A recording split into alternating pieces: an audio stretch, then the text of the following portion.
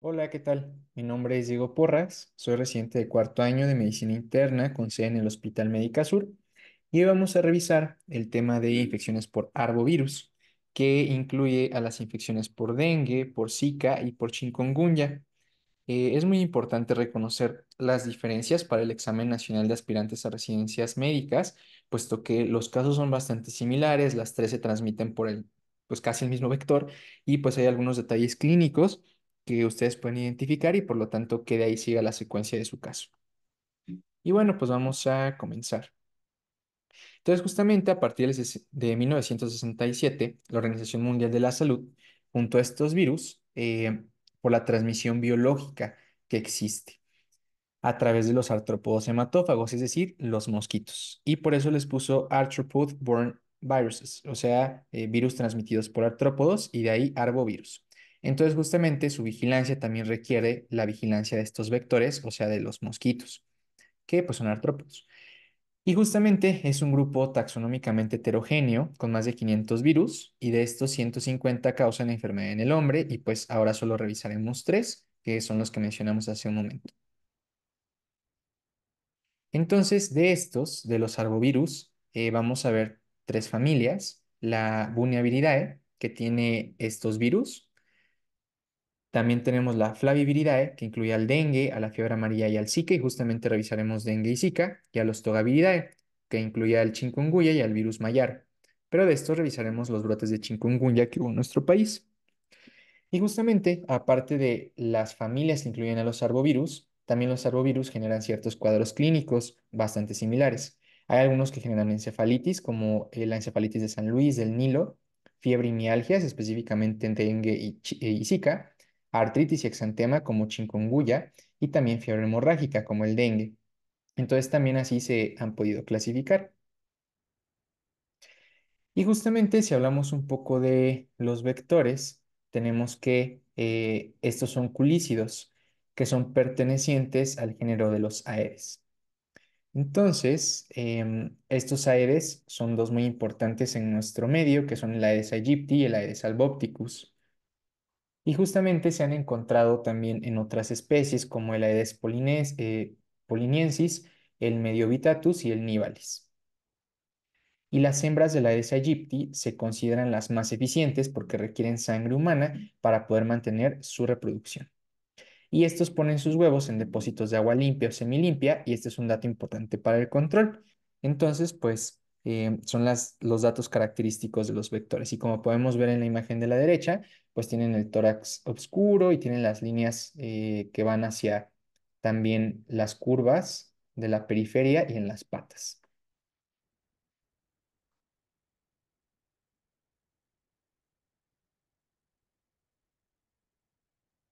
Y bueno, si comparamos estos dos mosquitos, la especie Albopticus prospera en una variedad más amplia de acumulaciones de agua como externo, o sea, criaderos, cáscaras de coco, huecos de árboles, charcos, depósitos artificiales, neumáticos, etcétera, etcétera. Entonces, piensen que el Aedes albopticus pues está más en zonas rurales, periurbanas, todo por fuera a diferencia de la Aegypti, que está más asociada a las viviendas y tiene criaderos en espacios interiores, floreros, recipientes de agua y tanques de agua en los baños. Entonces son dos características en donde pueden estar estos dos mosquitos.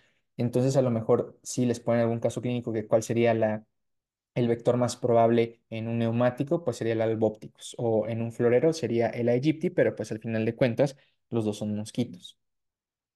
Muy bien, ahora vamos a hablar un poco de D.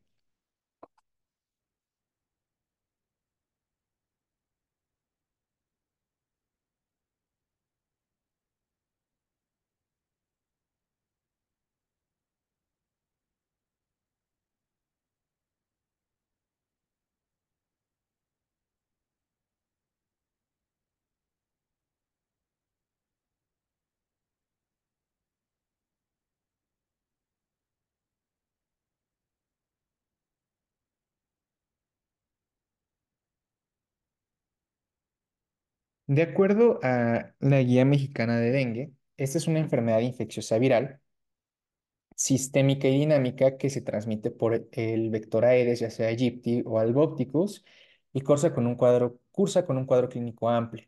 Tenemos cuatro serotipos que ahorita vamos a ver qué implicación tiene.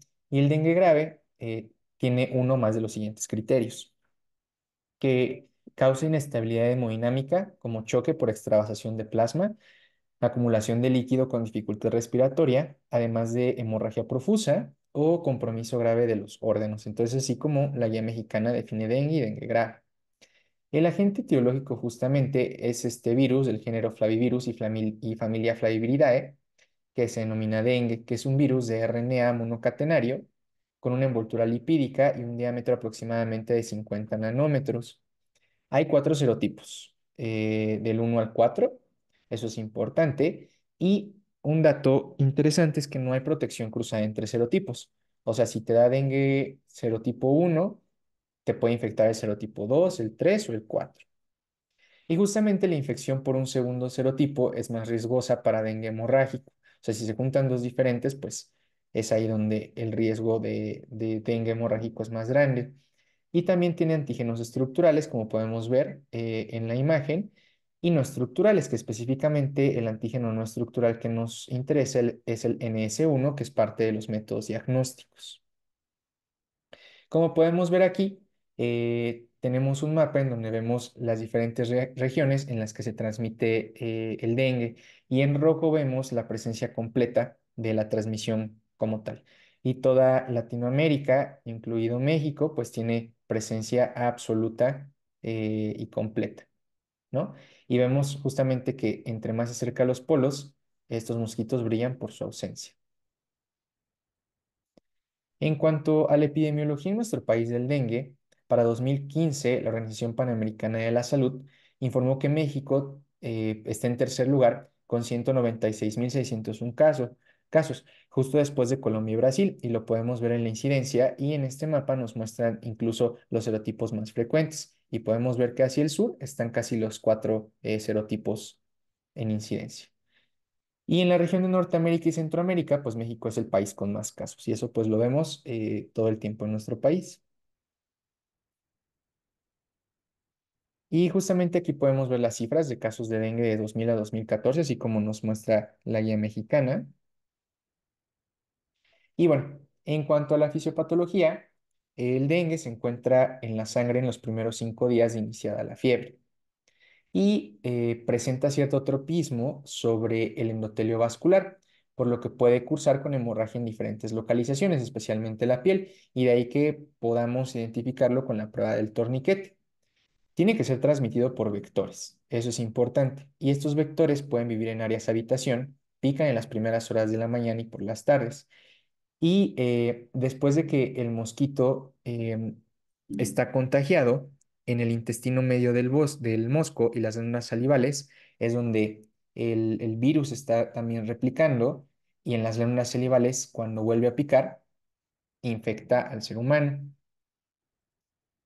Y este virus, ya cuando alcanza el torrente sanguíneo y al ser humano, se replica en los nódulos o ganglios linfáticos por 2 a 3 días. Luego se disemina 4 a 5 días después por los monocitos, los linfocitos B y T, y llega a todos los tejidos.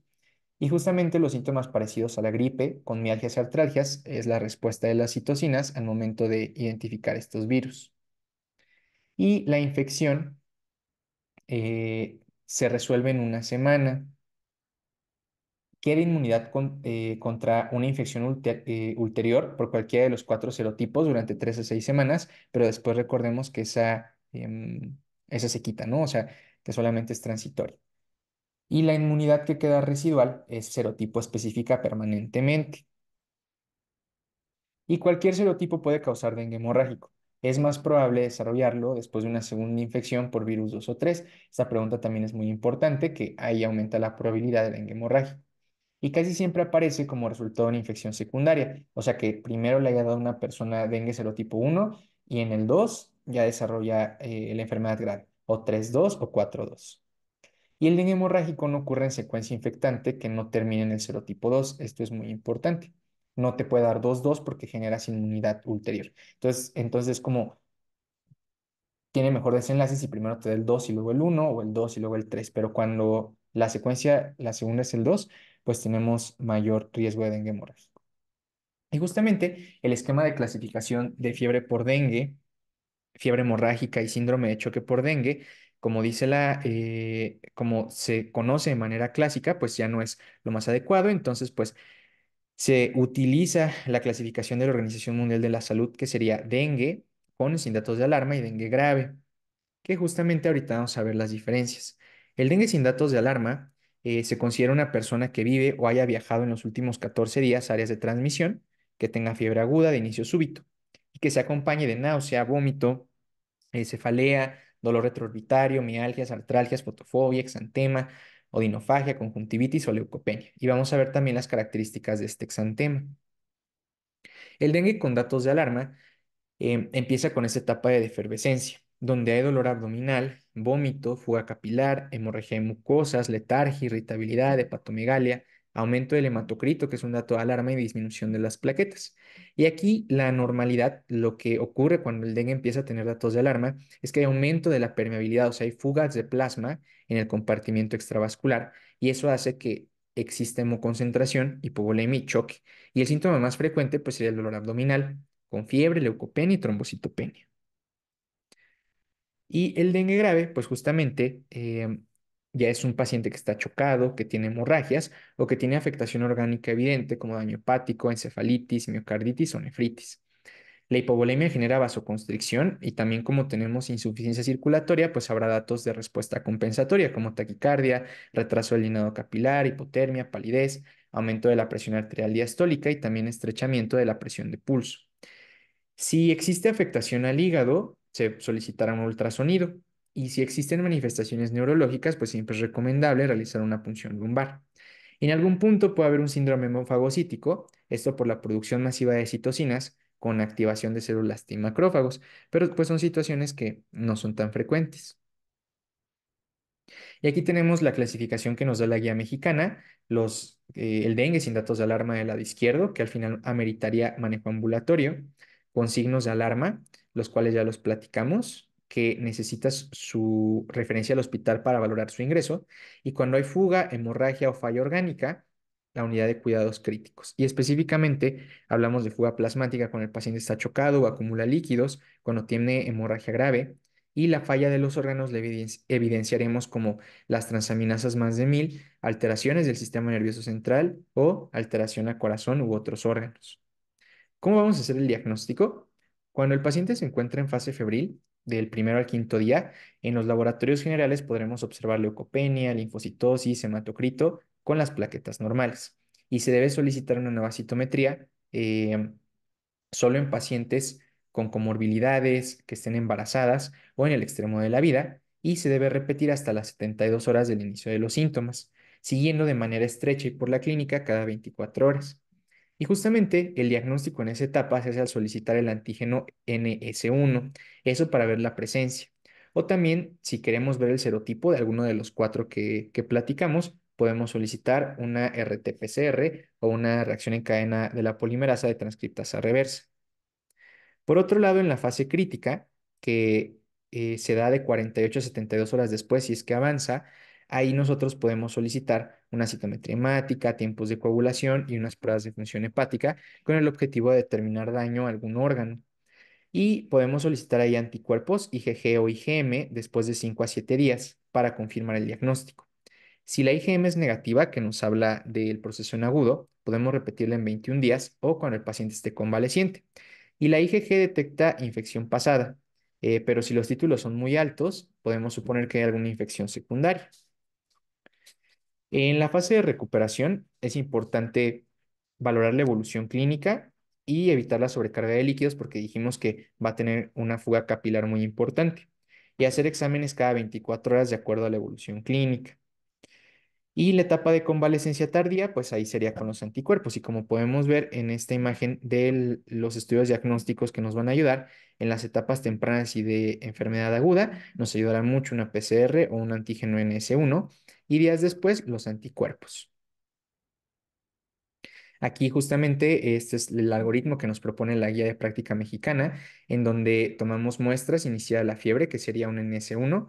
Si es negativo, de 4 a 5 días después podemos solicitar los anticuerpos, ya sea IgM o IgG, y si es negativo, pues continuar con los diferenciales de fiebre por dengue. Y si cualquiera es positivo, pues se confirma el caso. Y si tiene más de 6 días de que inició la fiebre, pedimos IgM primero y si no IgG, y si son negativas, pues valoramos otros diferenciales.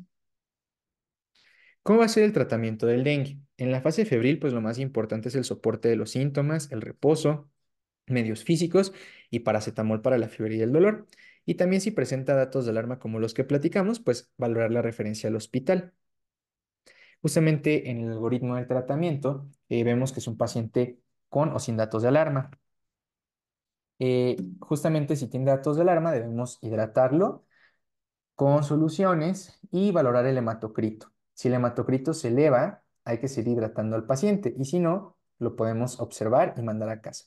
Pero si sí tiene datos de que está haciendo fuga capilar y está inestable, hay que continuar la reanimación hídrica. Si persiste elevado o hay cambios en esta estabilidad hemodinámica y está chocado, pues hay que valorar su ingreso a terapia intensiva y si no, continuar la reanimación durante las siguientes horas para que se vaya a casa. Si el paciente ya está chocado, debemos continuar la reanimación con soluciones cristaloides isotónicas, mantener las constantes vitales. Si hay mejoría, vamos a reducir gradualmente los cristaloides y si el paciente va mejorando y puede tolerar la vía oral, hay que continuar para poder regresarlo a piso o mandarlo a casa. Si no mejora, hay que revisar el hematocrito y si continúa elevado, hay que continuar con la reanimación hídrica y valorar la mejoría. Si llega un punto en el que las soluciones ya están muy altas, el paciente está muy positivo o no ha sido efectiva la reanimación con cristaloides, podríamos considerar el uso de aminas vasoactivas o norepinefrina. Y justamente si el hematocrito baja más después de la reanimación con cristaloides, hay que sospechar de hemorragia. Entonces, pues hay que solicitar una hemoglobina y valorar una transfusión. En México no hay vacunas contra el dengue, esto porque no es rentable un programa. Entonces, pues aún no se integra de manera, pues sí, en el esquema nacional de vacunación. Muy bien. Entonces, pues eso fue todo en cuanto a las generalidades del dengue. Ahora vamos a hablar un poco sobre chikungunya. Esta, de acuerdo a la guía mexicana, es una enfermedad febril que lo ocasiona este virus de la familia Togaviridae. A diferencia del dengue y Zika, pues ese es Togaviridae. Y también lo transmite la Aedes, tanto aegypti como albopictus, a todos los grupos de edad y a los dos géneros, bueno, a todos los géneros, ¿no? Representa una enfermedad endémica, tanto de Asia, África y Oceanía, y constituye algo emergente en América. Y justamente se manifiesta como fiebre, exantema y poliartritis. Son las tres características de chikungunya. En relación a esto, como dijimos, es una enfermedad emergente que se transmite por mosquitos y desde 2004 ha causado epidemias. El nombre de chikungunya deriva de una palabra en Makonde, que es el idioma que se habla en el grupo étnico de Makonde en el sudeste de Tanzania, como podemos ver en el mapa, y significa a grandes rasgos hombre encorvado. Y justamente describe esta postura inclinada de quienes padecen esta patología que tiene artralgias muy importantes. En relación a la virología, este es un virus de ARN que pertenece al género alfavirus de la familia Togaviridae y está constituido solamente por una hebra positiva de RNA. El genoma tiene 3 proteínas estructurales y 4 no estructurales, y la cápside tiene forma de ostra y posee 2 glicoproteínas importantes, la E1 y la E2, que justamente esta sirve para el reconocimiento celular. Y existe como único serotipo que al parecer confiere inmunidad de por vida a los individuos que se recuperan de la infección. Pero hay suficiente variación para distinguir 3 genotipos: Asia, África del oeste, África del centro y los epidémicos asiáticos. Entonces, pues esto va a ir mutando poco a poco, pero pues solamente hay un serotipo a diferencia de los del dengue que son 4. En cuanto a la epidemiología, es importante mencionar que desde 1770 se han reportado epidemias de fiebre, exantema y artritis, pero el virus no se aisló en los humanos hasta una epidemia en Tanzania en 1952. Luego de la identificación del virus, hubo algunos otros brotes esporádicos a mediados de los 80 y en 2004 un brote originado en Kenia se diseminó durante los 2 años siguientes a otros lugares como Comoros, La Reunión o muchas otras islas del Océano Índico. Y justamente se ha estimado que ocurrieron 500,000 casos desde 2004 hasta 2006 y a partir de esa fecha la enfermedad se extendió por toda Europa. Los primeros casos en América se registraron en 2003, o sea, hace apenas 11 años, en la isla de San Martín, y luego ya se hizo la transmisión autóctona en el Caribe. En América, los países con mayores números de casos reportados son México, en primer lugar, Brasil y Ecuador. Y en México, el primer caso se confirmó en 2014 en una paciente de Jalisco que asistió a un evento deportivo en el Caribe. Entonces, pues por lo menos hasta hace unos años se tenían más o menos como 12.000 casos confirmados y la diseminación pues ha sido constante en nuestro país. Pero pues ya llevamos 10 años con este virus. Si hablamos un poco de la fisiopatología de manera muy breve, después del periodo de incubación extrínseca, más o menos de 10 días, el mosquito es capaz de transmitir el virus a un huésped susceptible. Y el virus es introducido a la piel, donde se replica específicamente en los fibroblastos de la dermis y se disemina por el torrente sanguíneo hacia múltiples tejidos. Cuando infecta a los humanos, los síntomas de enfermedad aparecen generalmente después de un periodo de incubación. Y la transmisión del virus, además de ocurrir la picadura del vector, puede efectuarse vía transplacentaria, de una madre al recién nacido durante el parto, o incluso puede ocasionar abortos. Y bueno, la replicación viral se basa en los tejidos diana, que son los músculos, las articulaciones, la piel, el hígado, el vaso, las meninges. Y también tienen más riesgo los pacientes con alguna comorbilidad. El periodo de incubación termina con la aparición súbita de fiebre, que coincide con la viremia, y la replicación empieza con toda la activación de la inmunidad innata, específicamente con el sello distintivo, que es el interferón de tipo 1. En cuanto a la clínica, y si hablamos de la fase virémica, esta va a iniciar 5 días después de que el virus entra y los mosquitos adquieren el virus por un huésped virémico y lo transmiten 10 días después. En la etapa aguda, que es de 3 a 10 días, hay fiebre, artralgias, mialgias y el exantema. Y en la etapa subaguda, que es de 2 a 3 meses después de la infección, puede aparecer poliartritis distal. Y finalmente una etapa crónica, que es después de 3 meses, con artralgias, fatiga y depresión. Entonces, la mayoría de los casos que vamos a ver son en agudo, con fiebre, artralgias, mialgias y exantema, pero la artritis puede cronificarse.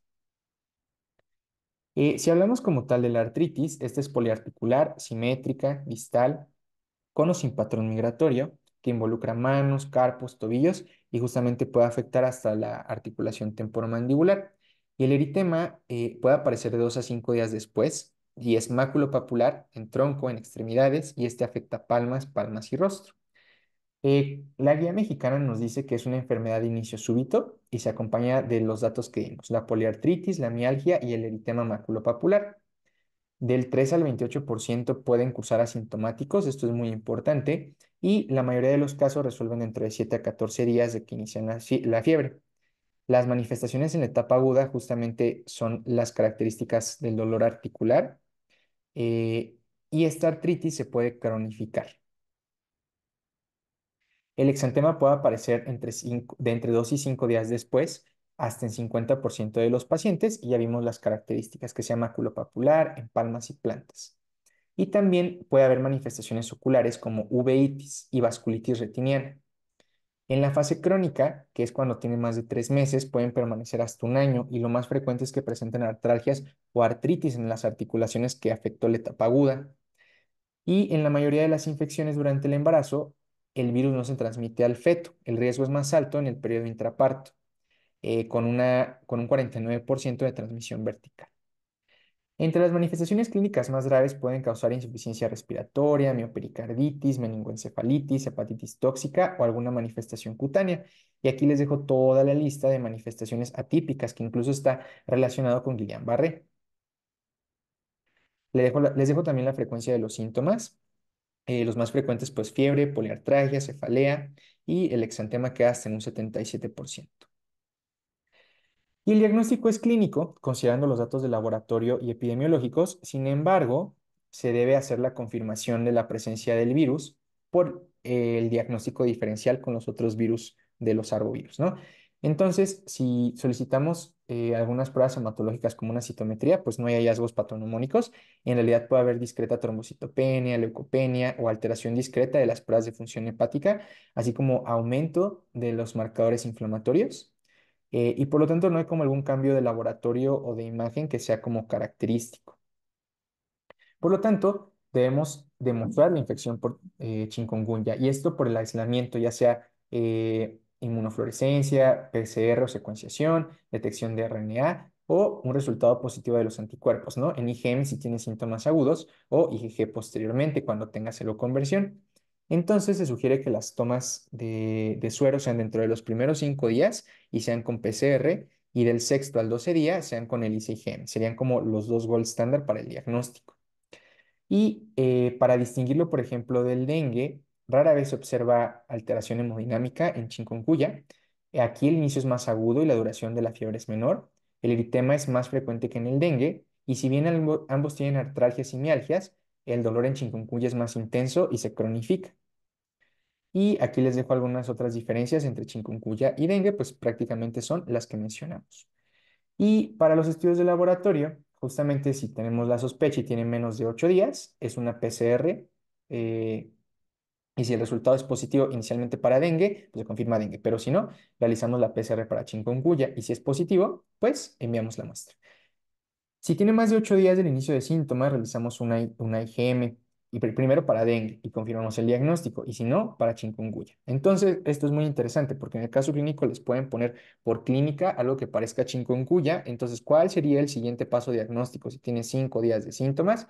Y aunque ustedes en el examen sospechen que es dengue, perdón, que es chikungunya, aquí podemos ver en el algoritmo que primero debemos descartar dengue y luego pedir las pruebas para chikungunya. Entonces, muy atentos con ese dato. Y para el tratamiento en realidad se sugiere reposo, dieta, líquidos abundantes y en caso de fiebre paracetamol, de acuerdo al peso y a la edad del paciente. Y pues aquí no se recomiendan los AINE de manera rutinaria. Y pues aquí tenemos el diagnóstico y el manejo, ¿no? Sospechamos de la fiebre, eh, utilizamos criterios clínicos, utilizamos criterios epidemiológicos y si entra en un caso sospechoso o probable, pues hacemos las pruebas diagnósticas. Entonces podemos solicitar la PCR en los primeros 5 a 8 días y si no los anticuerpos. Y si el caso es confirmado, pues hay que valorar las distintas manifestaciones clínicas y valorar si tiene alguna inestabilidad o complicación. Muy bien. Entonces eso fue en relación a chikungunya.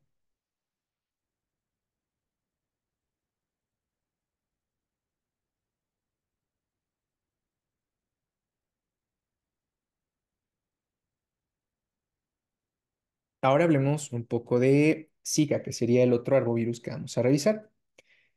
Esta es una enfermedad emergente que es causada por el virus del mismo nombre y también es transmitido a través de la picadura de mosquitos del género Aedes, como Aedes aegypti, Albopicus, Poliniensis y el Gensili. Y este arbovirus pertenece a la familia Flaviviridae, que tiene solamente una cadena de RNA y hay dos linajes, tanto el asiático como el africano. Y la transmisión es tanto selvática como urbana y se sugiere que pueda tener reservorios en primates no humanos. Incluso hay algunos artículos en donde se han encontrado anticuerpos anti-Zika en varios animales como orangutanes, cebras, elefantes o roedores. En cuanto a la epidemiología, la enfermedad se identificó en 1947 en un mono rhesus que fue utilizado como centinela en la supervisión de fiebre amarilla en el bosque de Zika, en Uganda, y justamente de ahí pues adquiere el nombre. Después, en el 68, fue aislado por primera vez en humanos en Nigeria, y del 51 al 81 se informó de casos en 13 países de África y de Asia. Después de estos brotes de Zika en Asia, hubo otros brotes en Polinesia. Por lo tanto, en 2013 el gobierno chileno inició la vigilancia de las islas del Pacífico Sur y en 2014 identificó un caso autóctono de infección por virus de chikungunya en América en la isla de Pascua. Entonces esto como que prendió los focos para Zika. Y en 2015 Brasil informó la transmisión autóctona de virus Zika en 18 estados y 3 defunciones asociadas. Y también se fue notificando en Colombia, El Salvador, Guatemala, Paraguay, Surinam y Venezuela. Y también en ese año, en México, durante noviembre de 2015, se informaron dos casos autóctonos de infección por Zika, el primero en Monterrey y el segundo en Chiapas, y ambos se caracterizaban por fiebre, exantema y conjuntivitis, que sería el dato fundamental. Y de estos casos que empezaron en México en 2015, pues ninguno tenía el antecedente de viaje a zonas con transmisión, ni tampoco el contacto con casos confirmados. Entonces, pues aproximadamente, por lo menos Estos casos han ido aumentando poco a poco, aunque la transmisión actual ya no es tan frecuente. El cuadro clínico se estima que 4 de cada 5 personas son asintomáticas y los síntomas aparecen de 3 a 12 días después de la picadura del mosquito. Y los síntomas más frecuentes son fiebre leve, exantema, conjuntivitis no purulenta, artritis y principalmente en pies y manos. Pero también puede incluir mialgias, artralgia, cefalea, dolor retroocular, edema de miembros inferiores, que sería hasta ahora otra de las características que no tienen los demás arbovirus, que sería el edema, vértigo, dolor abdominal y vómito. Y la enfermedad es leve y autolimitada en 2 a 7 días. Otro dato importante es que se ha descrito complicaciones neurológicas y autoinmunes, así como malformaciones congénitas, específicamente en microcefalia. Y es poco frecuente que cause la muerte, pero se han descrito defunciones en las primeras epidemias en Brasil. Todos los pacientes presentan exantema y prurito, y la fiebre ocurre en el 75% de los pacientes, aunque no es tan intensa como en otros. Puede haber linfadenopatía hasta en un 35%, y al contrario de los síndromes causados por chikungunya y dengue, no son comunes la hemorragia, la leucopenia, trombocitopenia ni hepatomegalia. Aquí es más frecuente el edema de extremidades inferiores y la conjuntivitis no purulenta, que serían los dos datos característicos de un cuadro clínico de Zika.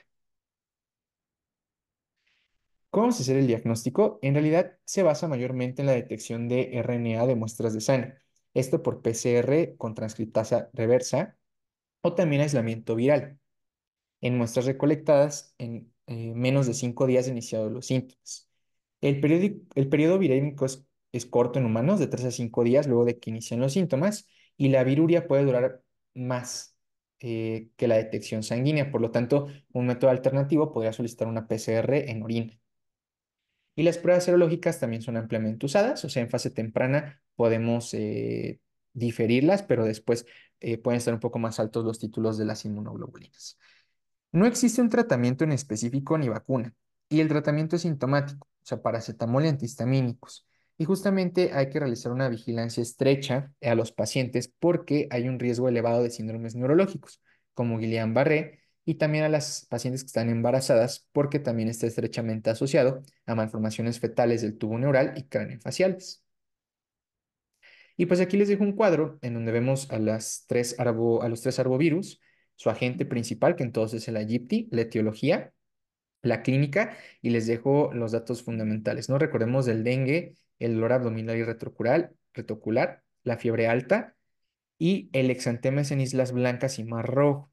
En Zika, como vimos hace un momento, puede haber una erupción cutánea discreta, pero aquí lo más característico es la conjuntivitis, el rubor facial y el edema de miembros inferiores. Así como para chikungunya, tenemos las poliartralgias que pueden cronificarse, y si hablamos de afectación a nivel ocular, también puede haber conjuntivitis, pero es más probable que hagan uveitis. En cuanto al diagnóstico temprano de dengue, repetimos que es el antígeno NS1 o por PCR, y después podemos pedir anticuerpos. Y muy similar para Zika y para chikungunya en las primeras fases. El tratamiento en todos es de sostén, y entre complicaciones pues interesantes en dengue tenemos el dengue hemorrágico o grave con choque, en Zika, Guillain-Barré y microcefalia, y en chikungunya pues la artritis crónica. Entonces pues todo esto les va a ayudar a diferenciar cada una de las infecciones por arbovirus. Muchas gracias por su atención, y pues aquí dejo mis datos para cualquier duda o comentario. Muchas gracias.